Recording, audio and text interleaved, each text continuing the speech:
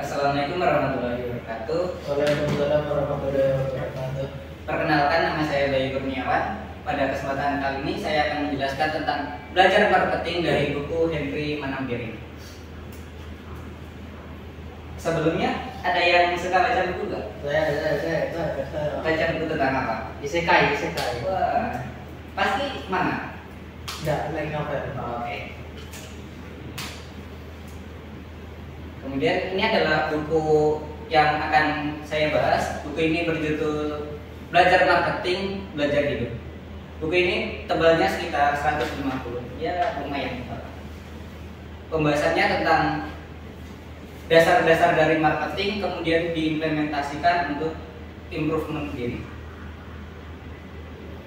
Kemudian ini adalah topik pertama, konsep dasar marketing. Penting untuk memahami konsep dasar marketing agar dapat merumuskan strategi pemasaran yang efektif dan sesuai dengan kebutuhan pasar. Sebagai contohnya adalah iPhone dan Xiaomi. iPhone untuk pasar yang ekonominya cukup baik, sedangkan Xiaomi untuk kita semua. Ya. Kemudian adalah strategi pemasaran yang efektif adalah segmentasi pasar. Untuk segmentasi pasar sendiri adalah kita harus menargetkan produk kita ke siapa. Sebagai contohnya adalah seperti tadi. Ada contoh lagi yaitu kopi Starbucks. Kopi Starbucks adalah ya untuk orang-orang yang di kota dan memiliki ekonomi yang cukup baik. Sedangkan untuk kopi Starling itu adalah ya masyarakat biasa seperti kita. Kemudian adalah pengembangan produk yang inovatif. Untuk contohnya sendiri adalah iPhone. iPhone memiliki pengembangan produk yang sangat beda dengan yang lain. Dia membuat iOS-nya sendiri. Kemudian adalah penggunaan media sosial dalam pemasaran. Kita bisa menggunakan seperti Facebook, Instagram, Twitter, dan TikTok. TikTok adalah ya yang paling sering digunakan untuk pemasaran. Kemudian adalah pengaruh media sosial dalam pemasaran.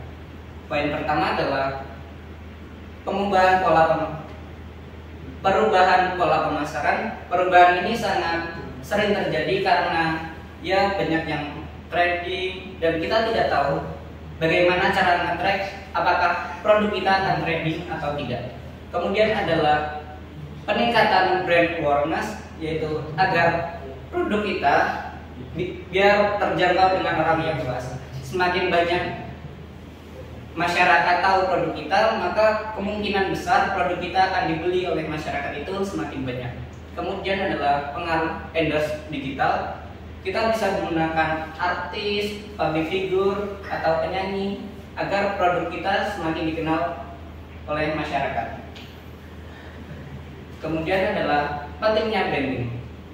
Sebagai contohnya, Apple sendiri membranding produknya agar lebih baik dari produk-produk yang lain. Dengan iOS-nya sendiri, dia membuat produknya agar tetap konsisten dari waktu ke waktu agar pengguna Apple sebelumnya tetap dan tidak berubah dengan kondisinya. Kemudian adalah belajar hidup dari pengalaman marketing. Sebelumnya kan saya sudah jelaskan kalau marketing itu banyak dan setelahnya kita gunakan konsep dari marketing itu untuk pengembangan diri kita sendiri. Pertama, strategi pemasaran. Sebagai mahasiswa kita harus siap atau membuat strategi agar kita diterima dari perusahaan-perusahaan yang akan kita tuju. Sebagai contohnya, kita harus membuat CV, membuat LinkedIn, Instagram agar kita bisa diterima di perusahaan. Kemudian media sosial.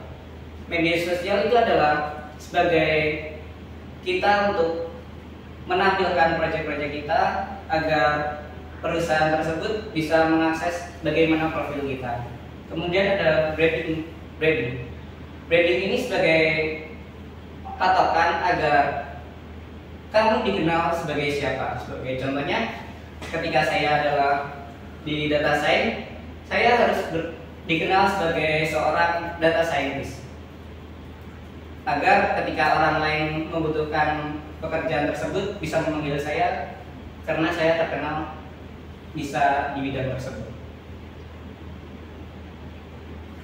Itu saja yang bisa saya sampaikan. Atas perhatiannya terima kasih. Wassalamualaikum warahmatullahi wabarakatuh. Waalaikumsalam warahmatullahi wabarakatuh.